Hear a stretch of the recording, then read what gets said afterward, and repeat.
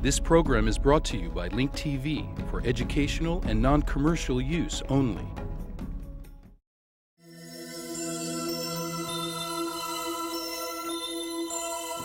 Mosaic, a daily news program from Link TV, presents a selection of news reports from independent and state-controlled broadcasters from throughout the Middle East.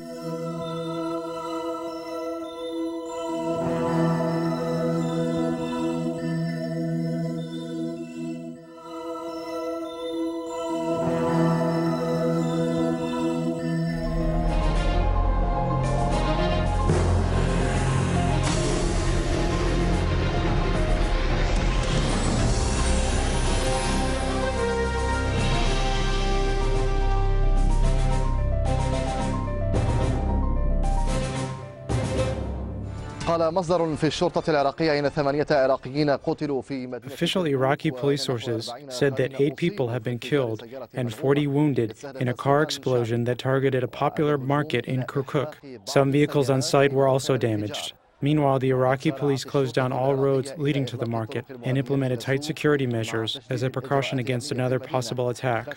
We are joined now by Al Jazeera's correspondent in Erbil. What details do you have about the attack?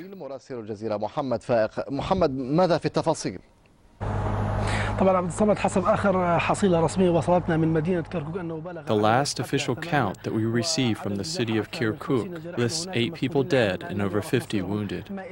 There are also many people who are still missing. Their fate and well-being remains unknown at this hour. This is the 6th time that a Kurdish public market has been targeted. The attack came as a suicide bomber drove a booby-trapped vehicle into a crowded market. It is the custom here in Iraq that people visit the market on Friday, which is the official day of rest, to shop and prepare for the weekend. This is the 3rd blast that targeted Kurdish popular markets, and there are speculations that they are meant to create divisions. Turkish and Arab areas were also targeted in the past. But all the residents of Kirkuk, the Kurds, Arabs, Christians, and Turks, agree that sectarian division has existed underneath the surface for some time, and they curse anyone who's trying to awaken it. However, with the approaching deadline for the implementation of Resolution 140 towards the end of 2007, there seems to be an increase in violent attacks in Kirkuk. Kirkuk continues to suffer from deteriorating security standards and increased political tensions. There are, however, calls by the Kurds to end the boycotting and return to the province's council to solve all pending issues through peaceful dialogue and away from tensions. According to Kurdish accusations, some neighboring countries are using their powerful connections in Kirkuk to keep the city in a state of chaos. How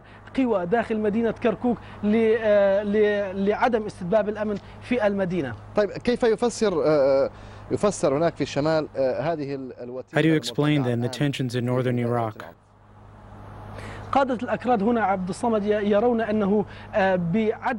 The Kurdish leaders here believe that the lack of security in Kirkuk targets the Kurds first and foremost.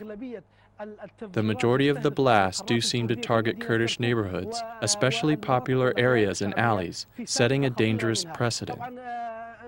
Security measures have been very tight in the Iraqi Kurdish province, and perhaps a subliminal message is being sent to the Kurds. If we cannot reach your hubs and your headquarters, we can and will reach Kurdish centers and alleys outside of your province.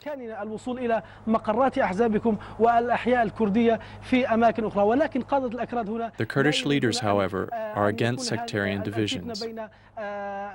They want to live in harmony and are continuously making media appearances to assure the Kurdish people that they do not have enemies in either Kirkuk or Baghdad, stressing that they've deliberately decided to remain a part of the democratic federal Iraq.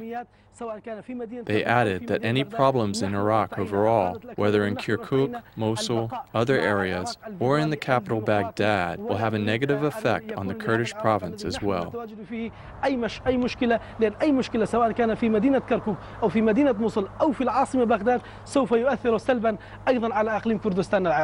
شكرا لك محمد فائق من أربيل.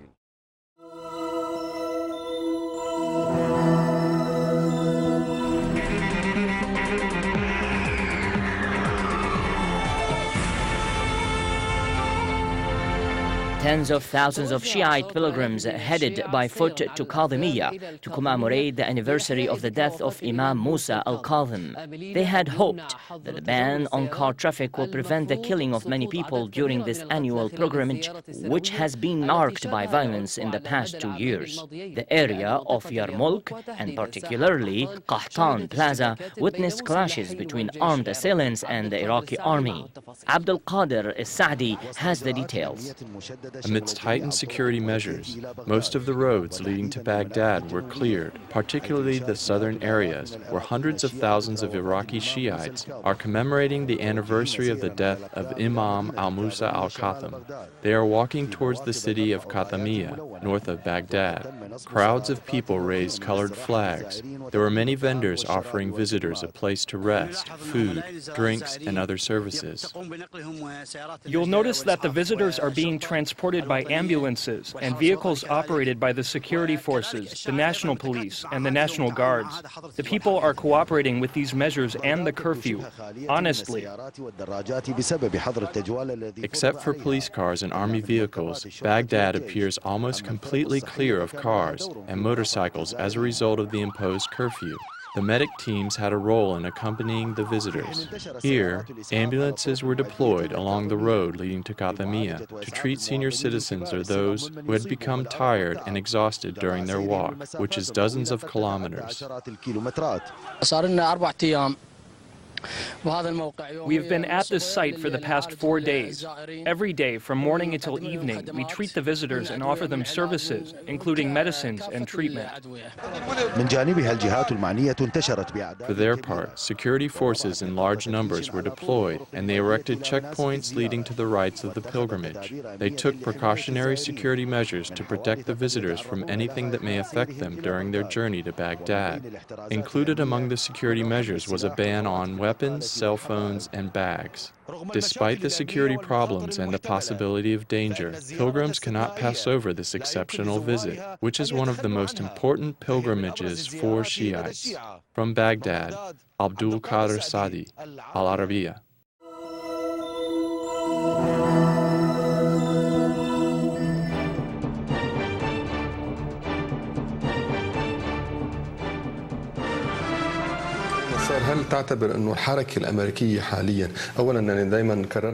Professor Salam Nasser, how do you explain the recent American political maneuver in the Middle East? The U.S. Secretary of State and Secretary of Defense visited the region together, which rarely happens. What kind of message is the U.S. sending? Some political observers are talking about the establishment of new alliances like the ones that existed in the 1950s. They point out that the U.S. is now bluntly expressing animosity towards Iran. Rice said that Iran works against our interests, and therefore the U.S. must work against it. The American officials are no longer using vague allusions. They are expressing their intentions publicly. أنا مع الأستاذ عرفان في تحليله بالنسبة للدوافع الأساسية اللي حدث بالرئيس جورج بوش. I agree with Professor Arfan. There are several important reasons that made Bush announce the Middle East Peace Conference at this time. Mainly, he only has 1 year and 1 month left in office. He is trying to prepare for his departure from the White House.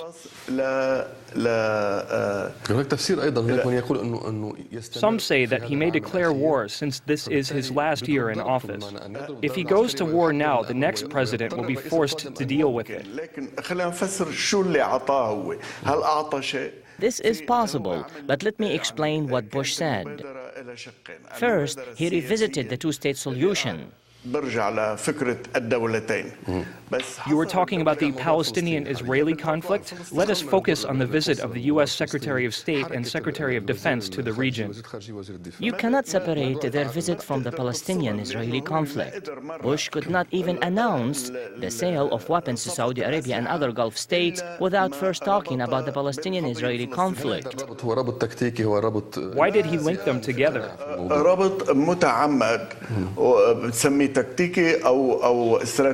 He deliberately linked the two issues. He had to talk about the two-state solution because he wants to show Arab countries that he is doing something for them. In fact, this was in response to the demands of Saudi Arabia, Egypt, and Jordan. They told him that he cannot ignore the Palestinians. The Middle East conflict is still the central issue in the Arab world. What is different now is that Iran has tried to hijack the Palestinian plight. Iran has told the Palestinians that the United States and Arab countries have failed to help them in any way, and that it will do a lot more for them. This explains why Bush first announced his support for the two-state solution and then talked about the military sale to Saudi Arabia and the Gulf states. Bush divided the Middle East into two groups, moderate and extremist countries. The moderate countries, which include Saudi Arabia, will be getting $20 billion worth of American weapons. Israel alone will be receiving $20 billion worth of weapons, but the weapons will be more advanced and most likely they will be paid by the American Treasury. They will be sent as a gift to Israel. تطلع من المكلف الأمريكي أي هي هبة تقريبا. The Arabs have to pay for the weapons, but Israel does not? كلاسيك المعقد في دعوته. Of course. However, Bush contradicted himself. He demanded that Mahmoud Abbas not establish any relations with Hamas. Bush labeled Hamas as a terrorist organization and said that it cannot be part of any peace agreement. But at the same time, he said that the future Palestinian state must be established in the West Bank and Gaza. But how can this ever happen if Fatah and Hamas do not reconcile? إذا حماس أخذ غزة كيف بدها تكون على أرضها إذا كان ما في مصالحة؟ هو يعني تهميش كامل وإبعاد الحركة. Bush wants to marginalize Hamas.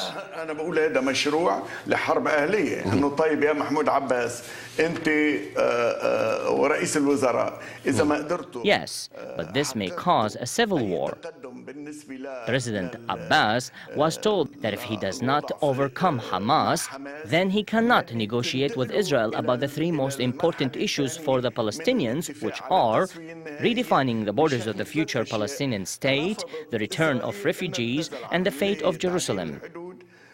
But how can Arabs negotiate peace with Israel as long as it refuses to withdraw from occupied Lebanese, Syrian, and Palestinian territories? واتفقنا وياه إذا هو لا اللي بده يطلع من لبنان، لا اللي بده يطلع من سوريا، ولا اللي بده يطلع من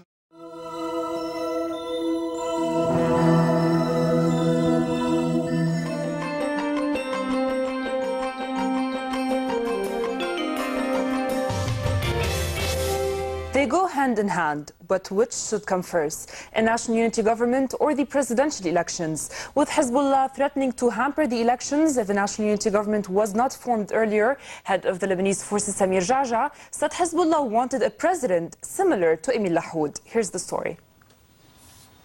High hopes diminished yesterday regarding the initiative expected to be launched by House Speaker Nabih Berri. MP Ali Hassan Khalil denied that the House Speaker had a complete initiative ready to be presented to the rival parties that would include the simultaneous discussion of the national unity government and the presidential elections. For his part, head of the Lebanese forces Samir Jaja stressed on the need to conduct the presidential elections on time. He meanwhile announced his objection that the March 14th alliance unveil its presidential candidate now, reiterating that the March 14th was the strongest party in the elections. In an interview with Arabiya satellite channel, Jaja said that the opposition welcomes discussions on reaching a consensus over a presidential candidate on condition that the consensus also includes a candidate for a House Speaker and a Prime Minister. On Berri's initiative, Jaja said that Berri had good intentions, however he questioned the House Speaker's acts. He meanwhile stressed that Hezbollah wanted a president similar to Emil Lahoud. The head of the Three Patriotic Movement, MP Michel Aoun, accused the United States of working to destabilize Lebanon. In an interview with the French daily Le Monde, Aoun said that the United States refuses any attempt to try and end Hezbollah's isolation. He meanwhile criticized Washington's support for Premier Fouad Sanyoura's government. He also criticized US President George Bush's latest decision to freeze the assets of all individuals working against Lebanon's government. Underground clashes continue today in the Nahr al-Barid Palestinian refugee camp, a day after army gunships dumped bombs on the camp to destroy Fatah al-Assam bunkers. A military spokesman said that the army continues to engage in clashes with the gunmen and the battle will continue until the end to crush the militants. The spokesman said that for the first time since the conflict erupted on May 20, the army used helicopters on Thursday to dump several bombs weighing 250 kilograms on underground bunkers in Nahr al-Barid. He explained that they were not guided missiles. They are bombs developed by the army in order to destroy the underground bunkers in the camp. On Thursday, an officer told AFP that the army had achieved a new breakthrough in the last sector of Nahr al-Barid, still held by the Islamist militants. He said the army destroyed some buildings with explosives, uncovering the entrances to underground tunnels and fortifications.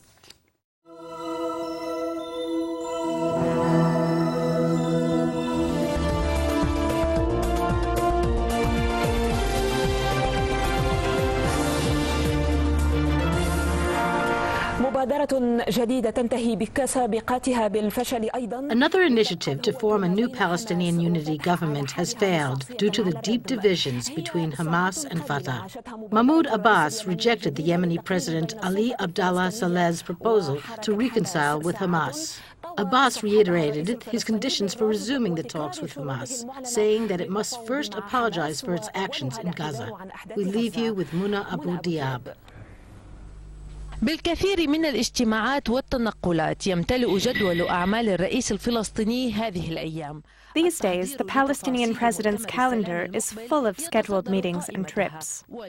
While the lion's share was given to preparations for Bush's proposed Middle East peace conference, the concerns of average Palestinians were put on the back burner. Abbas said that he will not consider resolving the crisis between Fatah and Hamas until Hamas apologizes for what happened in Gaza. This was his clear and quick response to the Yemeni President Ali Abdallah Saleh's initiative. The Yemeni initiative was rejected a few hours after it was made. Its main objective was to remove the deep divisions between Fatah and Hamas, just like other initiatives before it. The initiative called for the two conflicting factions to resume dialogue based on the Cairo Agreement of 2005 and the Mecca Agreement of 2007. It also called on them to respect the law and to rebuild the security agencies based on national principles. While Hamas welcomed the initiative, it was rejected by Fatah. Recently, Hamas has shown flexibility in trying to end the 2 months of boycott with Fatah, but in reality, the two factions have shown stubbornness and unwillingness to compromise. The Palestinian people have paid the price for this stubbornness because their plight has been lost in the midst of the constant divisions between their leaders. ضاعت معانيها في خضم خلافات أصحابها المستمرة. Israel also seems to be unwilling to talk about peace yet. This afternoon, one Israeli guard opened fire towards Palestinians in occupied Jerusalem, killing one young man and injuring 3 others.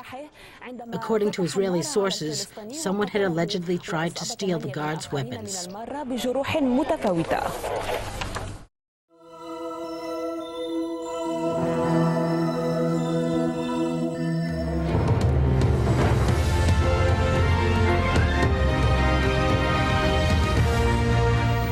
A Palestinian man has been shot dead by an Israeli security guard in Jerusalem's Old City.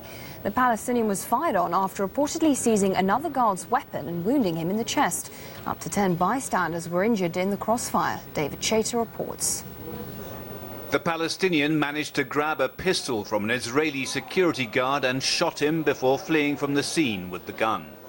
Another security guard gave chase in the crowded street in the Old City of Jerusalem.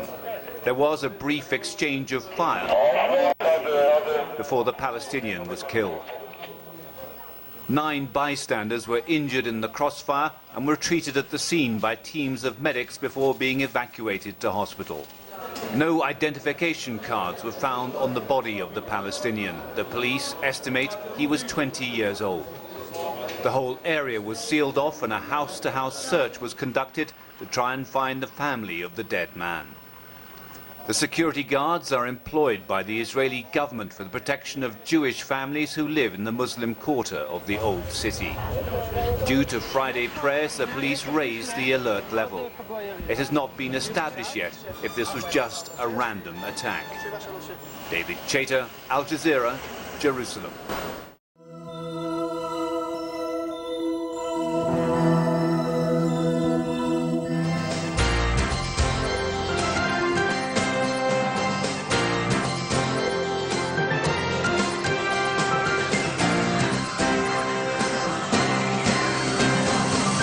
The Border Police Anti-Terror Unit has just completed its annual 7-month training course.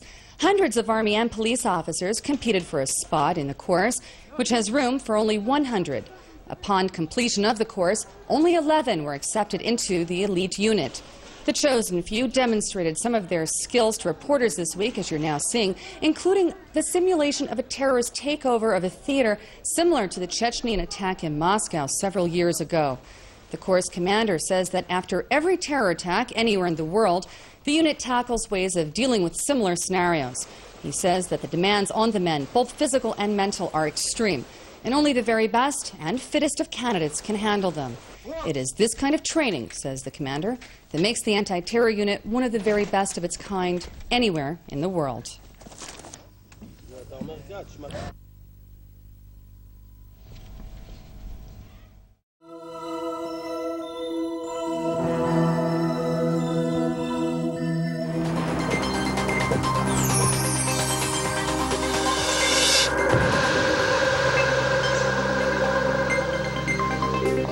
Ever since it confiscated the village's mosque and transformed it into a synagogue, the Israeli occupation authorities have taken harsher measures against the residents of Nabi Samuel village, northwest of occupied Jerusalem.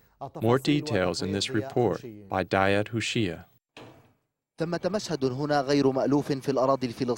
The scene here is unfamiliar in the Palestinian territories. This small village, Nabi Samuel, is on one of the highest mountains in Jerusalem and is 8 kilometers away from the holy city, and it has only 200 residents. This village has within it a large Islamic mosque that dates back hundreds of years. Israel turned it into a Jewish synagogue. Since the land and the mosque were confiscated, the settlers have come here for recreation and to pray. They took the mosque. They also forced us to leave our homes. They made them into a historical preserve. They forced us to leave our homes. You were banned from building?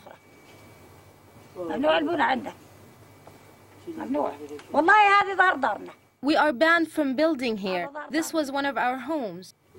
We also have a house where you turn. They demolished it. It seems that the irony here is the presence of a mosque and a synagogue in one building. The ground floor was turned into a synagogue and the top portion is a mosque for the Muslims. This was done after the Israelis took over most parts of the mosque and transformed it into a Jewish synagogue where Jews carry out their religious rituals. One of their forefathers' graves is also present inside. The Muslim worshippers' movement is restricted there, and only one room has been allotted for them, where both women and men pray inside. This comes amidst continued aggressions against the Muslims. They prevent us from making the calls to prayer on loudspeakers by cutting off the power to the speakers. They yell at us and say we should not pray here. They also vandalize the mosque by throwing Jews inside it and destroying the doors. We are unable to pray. There are problems between us and them.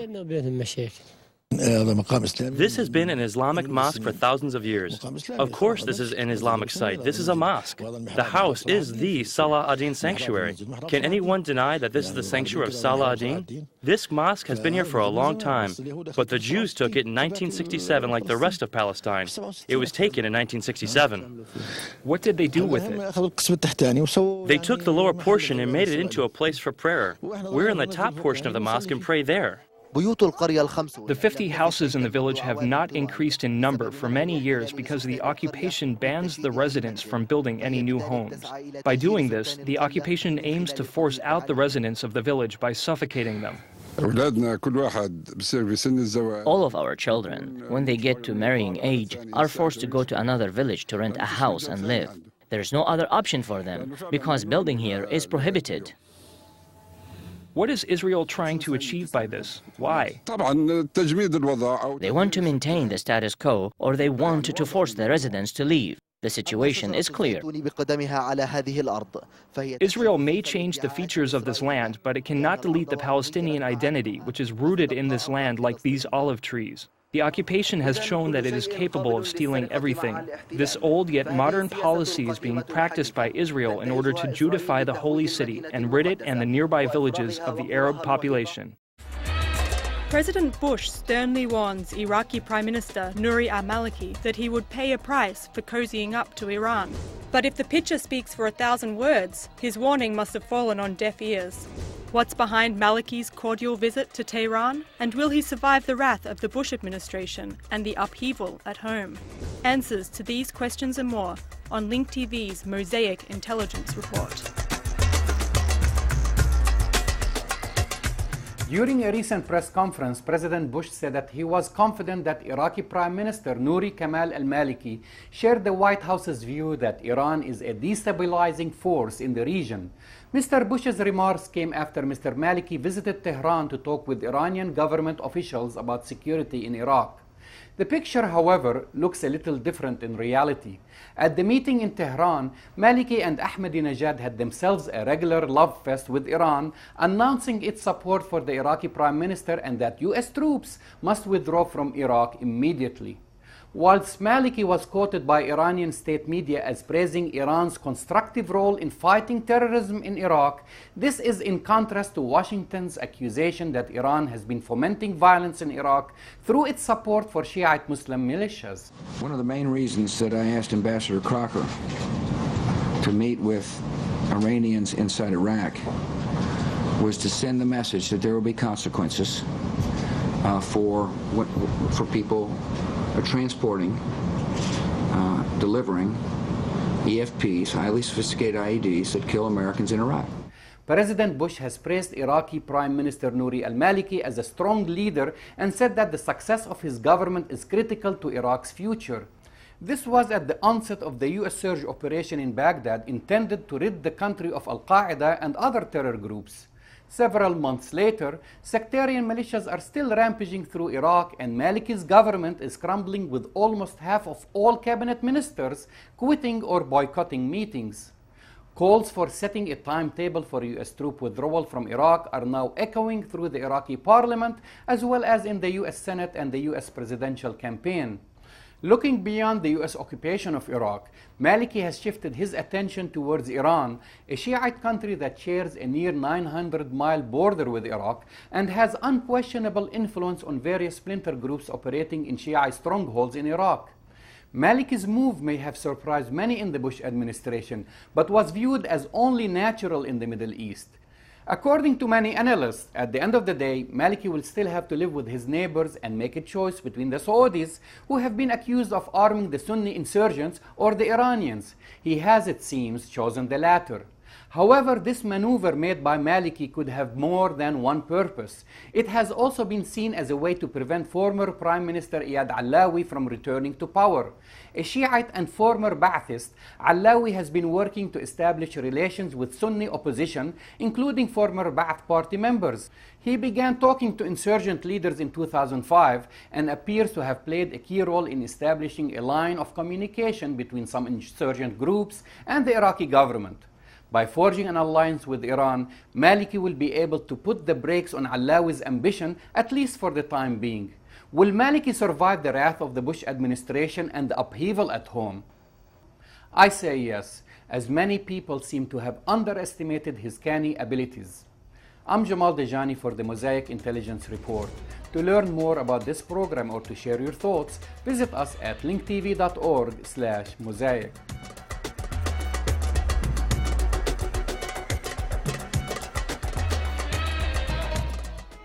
The views expressed on Mosaic are those of the participating broadcasters, not Link TV or its sponsors.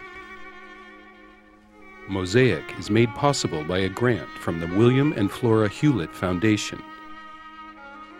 Additional support is provided by the Firedoll Foundation, the Otto Haas Charitable Trust, and by committed Link TV viewers like you. If you value this program, please send your tax-deductible contribution to Link TV, either through the website or the mailing address listed on your screen.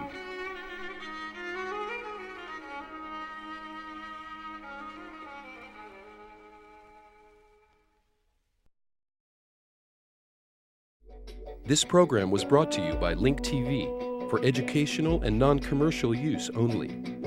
Link TV is the only U.S. television network devoted to global and national news, with uncompromising documentaries and diverse cultural programs. Programs which connect you to the world.